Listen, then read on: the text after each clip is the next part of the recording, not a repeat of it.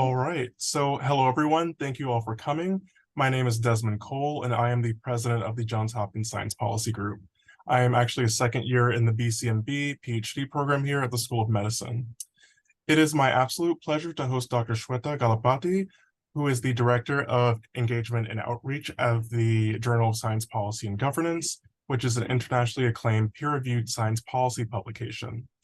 Today, Dr. Galapati will go over several topics pertaining to the journal, starting with an overview of the journal and its goals. Then she will also discuss the submission process, things you look for in submitted articles, how to use the journal as a resource, followed by Q&A with you guys. For our participants, please feel free to ask questions relevant to the discussion within the chat feature. For the last 20 minutes or so of this session, I will open the floor to any questions that you may have, so don't be shy. Lastly, I'd like to take a moment to thank Dr. Galapati for taking the time to meet with all of us. I'm very excited for this discussion, and I look forward to our presentation today. And with that, let's hear from Dr. Galapati. Thank you, Desmond. Thank you so much for inviting me here. And I actually really appreciate that you shared this with the NSPN group. It's really nice to have a mix of people here. And as I was just saying, I used to live in College Park a few years ago, so not very far from Baltimore. So it's just nice to at least be virtually back in Maryland. I live in Toronto now, so I'm joining you from Canada today. As Desmond said, I'm Shweta Galapati. You can call me Shweta, that's just fine. I'm the Director of Outreach and Engagement for the Journal of Science Policy and Governance. I'll abbreviate it as JSPG for my talk today.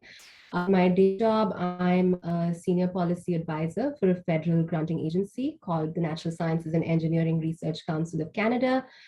This is comparable to the NSF in the US, the National Science Foundation. I'm going to now just do a screen share and start off my presentation. So just give me a second. I'm going to pull out the chat box so that I can see your chats in real time. You can feel free to keep your videos on or off for a fairly small group. So whatever you're comfortable with. And I will be dropping links into the chat as I go through the talk so that you can follow along with that as well. So at JSPG, our goal is to engage students, early career scholars, trainees in science and technology policy.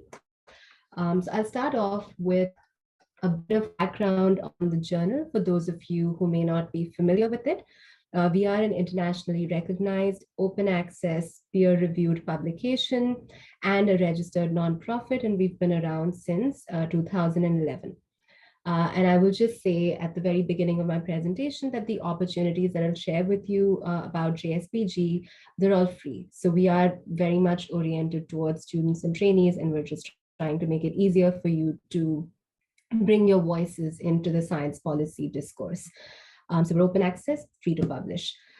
We serve as a vehicle for students and early career scholars to publish articles concerning a broad swath of topics in science and policy. But I also want to emphasize that we are more than just a journal. In addition to publications, we bolster the research and writing credentials for early career scholars in science policy, and we encourage them in various ways to engage in the science policy discourse and debate and to contribute to policy making at all levels of government. And you'll see through my talk how we do this. So I'm going to start off talking a little bit about the publication side of things, but as I mentioned, there's more to what we do. So on the publication side, we publish in a wide range of formats. So this includes op-eds, technology assessments, policy memos, briefs, analyses, position papers, white papers, book reviews, workshop proceedings, and other research articles. In fact, if you want to submit to us and you feel like the types of publication styles don't cover what you're actually looking for, you can even write to us about what style you want to publish in, and we'll consider it. So as far as sort of the topics go, like we cover the whole gamut of topics that come within science and technology policy. You can see that there's a big list Over here, we also promote our publications through global mailing lists and events. You can keep up with JSPG and all of our opportunities on various social media platforms. We're on Twitter, Facebook, Instagram. We have a YouTube channel where we post all of our recordings. If you want to follow us, I'm posting our accounts into the chat here. I would especially encourage you to subscribe to our newsletter so you can keep up, with our future issues and events, which, as I mentioned, are completely free if you'd like to sign up for them.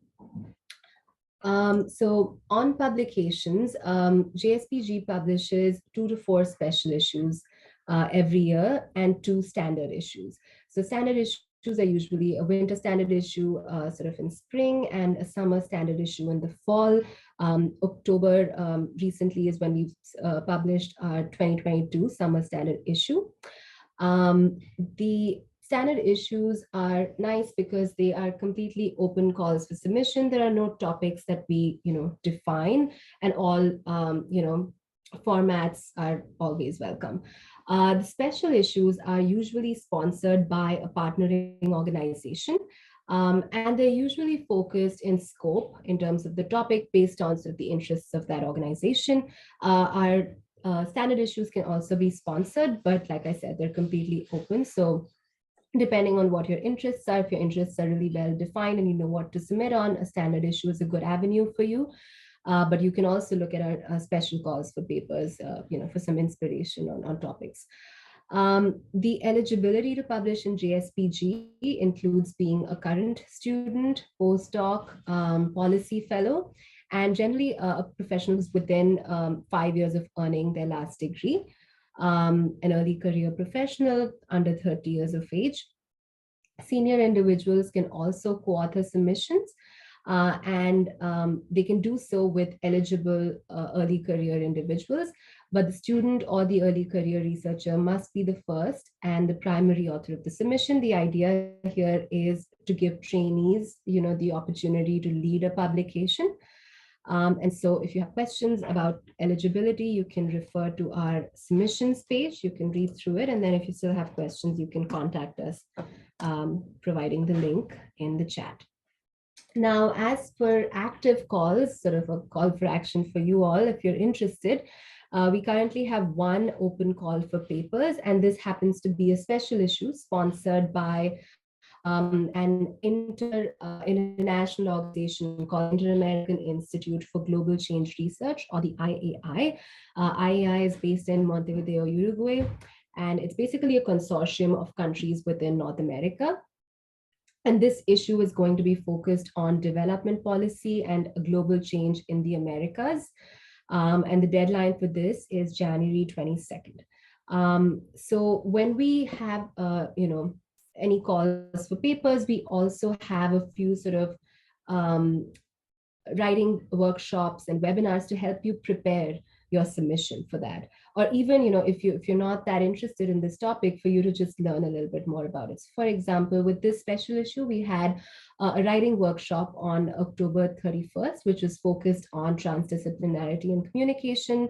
Of course, the date is now passed, but you can access the recording and you can, learn about this topic and the writing tips that were given at this workshop.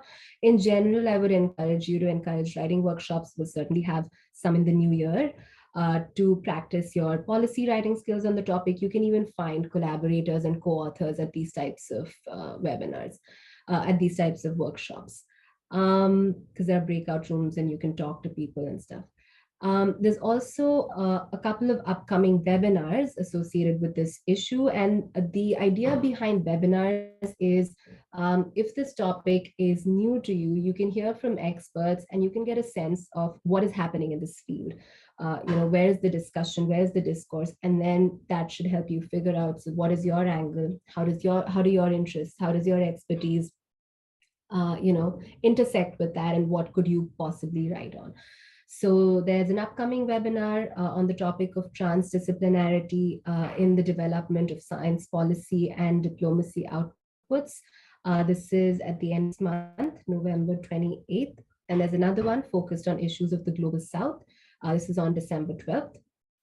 So I strongly encourage you to sign up for these events if you're curious about this topic. I'm going to add some links into the chat. The first one is the call for papers. And then the next links are for you to register for the webinars that are upcoming. The call for our winter standard issue just closed a couple of days ago. In this, we have encouraged especially submissions that highlight policy opportunities and audiences related to today's midterm elections. And so, topics that are, of sort of high relevance in the present moment are always a good place to consider if you're looking for ideas on what to write on. So now I'll tell you a little bit about the submission process. What are we looking for, and just a few tips and tricks. So first is, of course, the topic itself. Is the problem that you've chosen, is it clearly identified? Is your audience clearly identified? So are you writing for an audience of, politicians? Are you talking to policymakers in the government? Are you talking to the private sector, perhaps, on an issue? Are you talking to, other students? Maybe it's an advocacy piece, right? So it's really important to define your audience as well as your topic, and this will automatically make your writing better and more focused. Are the ideas novel? Now, again, it depends on how familiar you are with the topic, and we do offer a lot of opportunities for you to familiarize yourself with various topics. Our older webinars are also recorded and available on YouTube. So, it's up to you to do a little bit of a literature survey to see what is the current state of play on a topic, and then whatever sub area you've chosen, is that novel enough, or is that something that's already been written about quite a bit? And then for special issues, of course, you must have a good understanding of what is this call about, what are the issues or the sub issues within the issue that we want, to focus on the special issue. And so, you've got to make sure that your submission is aligned with that in that case. But if it's just a winter or a standard summer standard issue, then it's completely open. The argument itself, the research should be solid. There should be a good amount of references for existing work on the subject. Anything less than 5 is usually, considered insufficient, just based on our experience. When possible, and this is something all of you know, you do a lot of science writing, you use the original sort of source. If you're talking about a particular report, don't cite an article that's talking about the report. Cite actual report, read the actual report, so that you can write authoritatively about it. There should be focus, the introduction and the background. It shouldn't be too broad. It should, be relevant to the case that you're trying to make. And then ultimately, of course, that the argument should be logical and should flow well. It's also important to consider, so, the work that we publish in JSPG, our goal is not just that you publish it and then you're done. Our goal is that, it gets taken to the next level, that we raise your voices in some sense, that policymakers hear it, or we make a connection to the media, or we make a connection to society. So it's really important that you write with a particular audience in mind, and then that you propose specific policy recommendations. And when you propose recommendations, I do this in my day job. It is very common to also then evaluate your recommendation for whoever you're addressing it to. What are the pros and cons? And then also consider a little bit about the next step, the implementation. What do you envision will be, the opportunities for it or the obstacles for it, and, round out your work in that way. So these are some things to keep in mind as you develop your submission. Some common mistakes in JSPG submissions that we've heard from our editorial team, that lead to kind of rejections at the very first stage, for example, would be, if the topic is just not relevant for a special issue. This one should be pretty obvious. If there's insufficient research, the introduction is not well written, it's not, it's too broad, it's not really making the case for the rest of what you're saying, the problem is not well defined, or the audience is not well defined. Other issues could be that policy recommendations are not specific enough.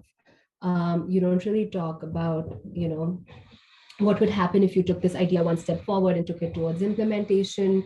One way to think about it is whoever your audience is, whoever you are making a recommendation to, what questions would they ask after reading your memo? So that's a good lens to look at your work from as you kind of finalize your submission. Of course, there's also style issues. As I'm sure you're familiar with scientific writing, there are particular style elements, even by journal. In our case, it's basically should be easy to read, minimal jargon, clear definitions. A lot of work that's published in JSPG is going to be at the intersection of various fields. So it doesn't help, for example, to use a lot of chemistry jargon or to use a lot of medical jargon. So break things down, define things clearly so that a non-specialist can also easily read it and understand it. And of course, I think this is good for any written work. Read your work out loud, that'll help you catch any awkward phrasing or grammar mistakes, and try not to use, very long sentences.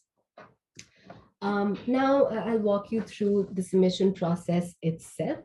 So we have an initial review, which is in 3 phases. We have an editorial review, which is in 2 phases, and then it goes into the sort of formatting and publication stuff. So when you submit, the deadlines are defined. So the next one, I think I said, was January 22nd. So that means 11:59 p.m. of the submission deadline. The first step in the initial review, phase 1, the editor-in-chief will review our submissions, and at this stage may reject a few articles. It might just be that, okay, very poorly written, there's just no references, or the topic just doesn't align with this special call. Reasons like that. The articles that make it through this first review stage will then be anonymized by the editor-in-chief, and then they will be scored by members of the editorial board, and they'll provide written feedback to the editor-in-chief. At this stage, the editor-in-chief will use this information as in its third phase and make a decision about whether an article is accepted for publication or not.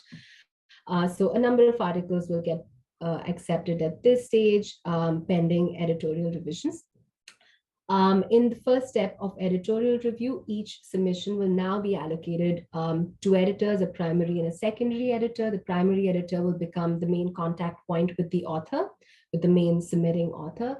And the primary editor will give the author feedback on content and style of their submission and will state when the corrections should be complete. So at this stage, you could get very basic feedback, like, oh, just make this paragraph a little bit clearer, use shorter sentences, define this, small things like that. Or it could be that, please provide a few, pros and cons to the recommendations that you've mentioned. Please provide some considerations for implementation. It could even be a little bit content related. But at this point, your work has basically been accepted, pending revisions, that's all. And then once you go through the first stage of revisions, you'll very likely be asked to go through a second stage of revisions in editorial review phase 2.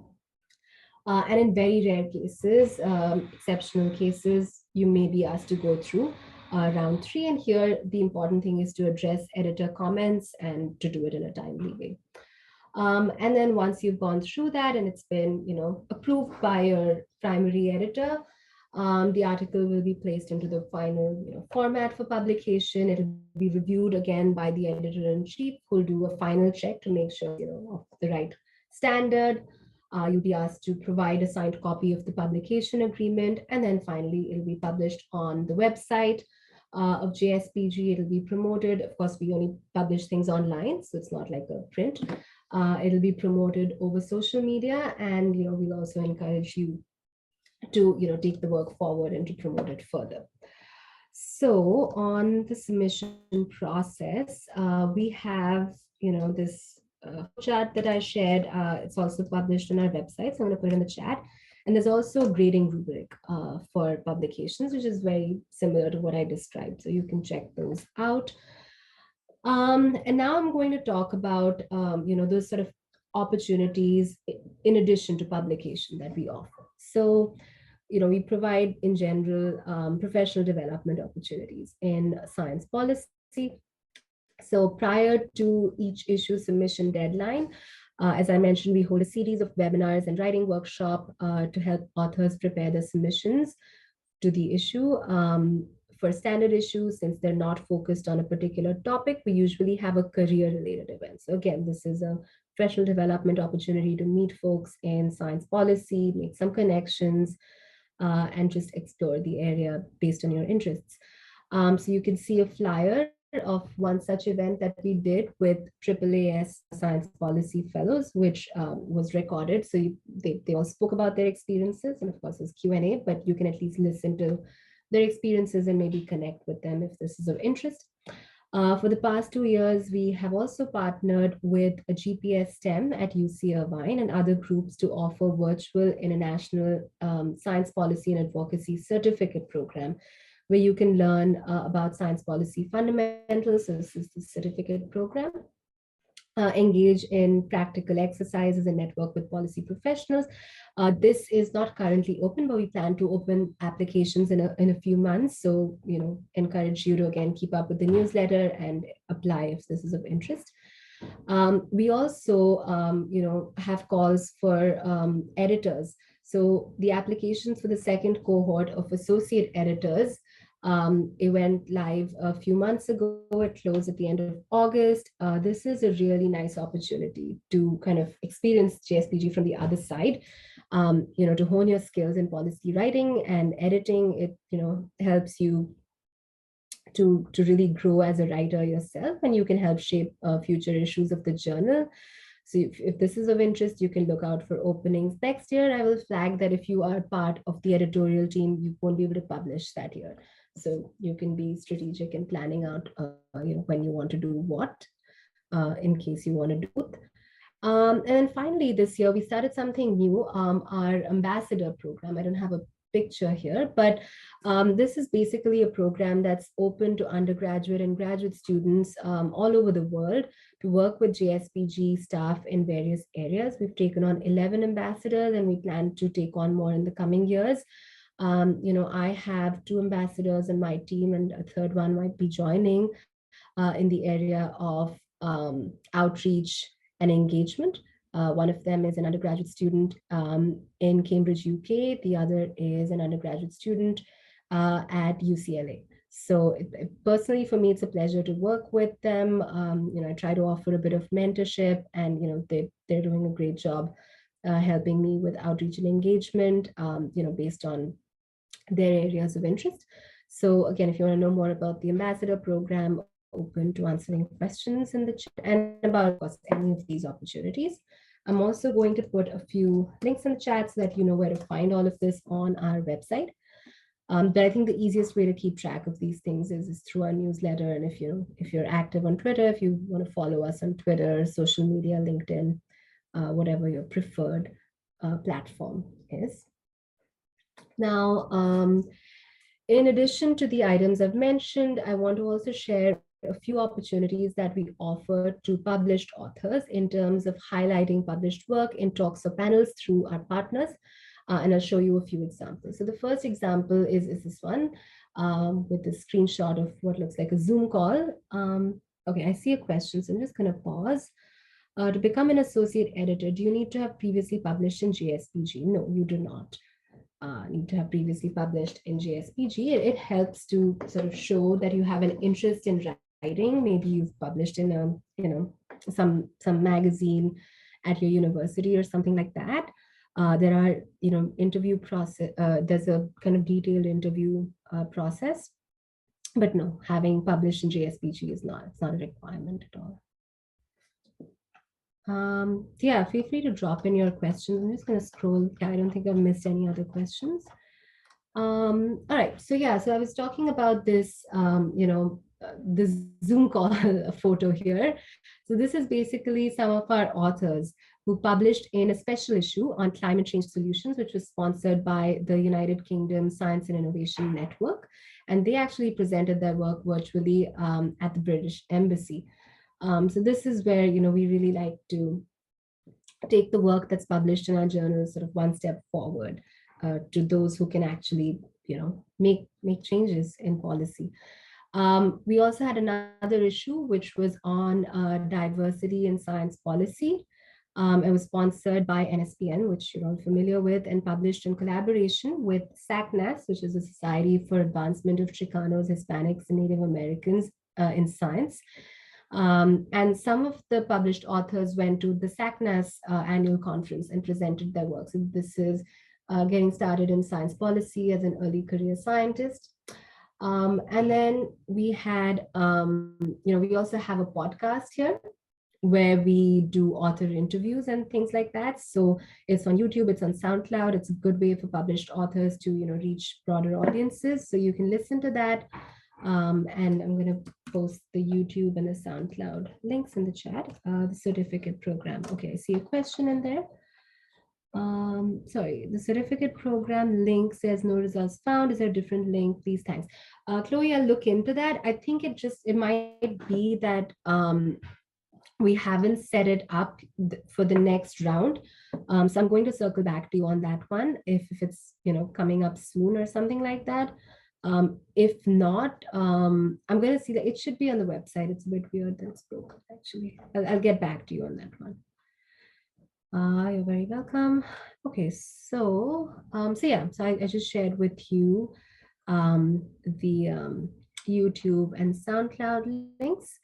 And then staying on the theme of, engagement with published work, we've done a few things in the area of increasing public engagement around published work. So the first example is this one, which, late last year, the White House Office of Science and Technology Policy, OSTP, had released a request for information, an RFI, looking for input on diversifying science policy. And we had organized an event around published papers on the topic in which authors participated. So these are our authors.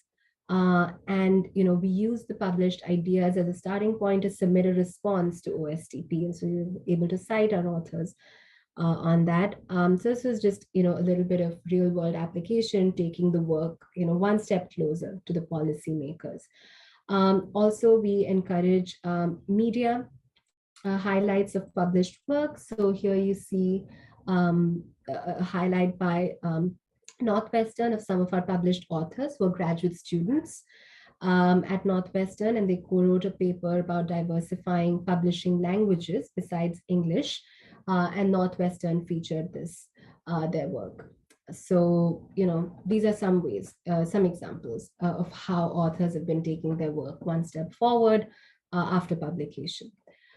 And so with that, I think my sort of presentation piece comes to an end. I have shared with you a number of, social media handles, our newsletter and all of that. So I encourage you to please sign up for the newsletter if this is piqued your interest and you want to keep up with it.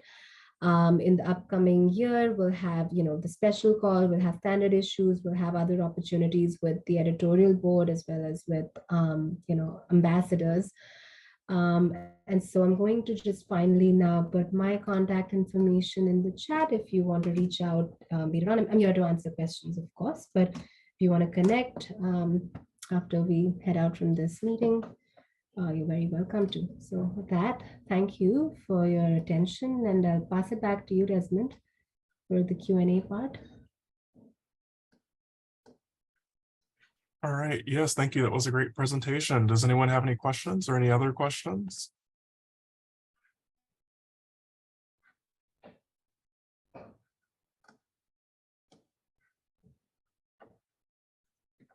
Well, if not, everyone feel free to contact Shweta. Thank you for coming. This was a great presentation, and we will be in touch. Thank you, Desmond. I really appreciate the invitation, and thank you all for your attention. And as I said, you can reach out to me later on if you like. Absolutely. All right. Well, you guys have a good evening. All right. Bye-bye. Thanks, everyone.